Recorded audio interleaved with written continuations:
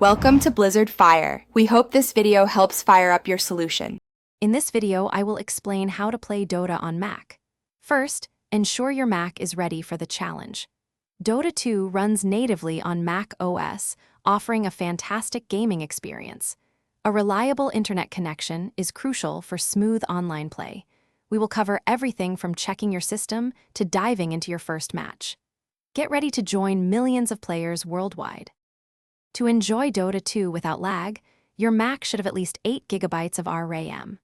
A processor equivalent to an Intel Core 2 Duo or newer is recommended for smooth performance.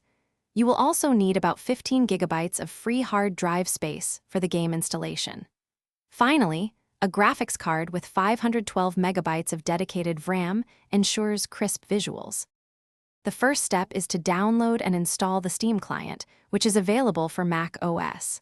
Once installed, either create a new, free Steam account or log in if you already have one. Navigate to the Steam store and search for Dota 2. Click the Play Game button to initiate the download and installation process, which is completely free.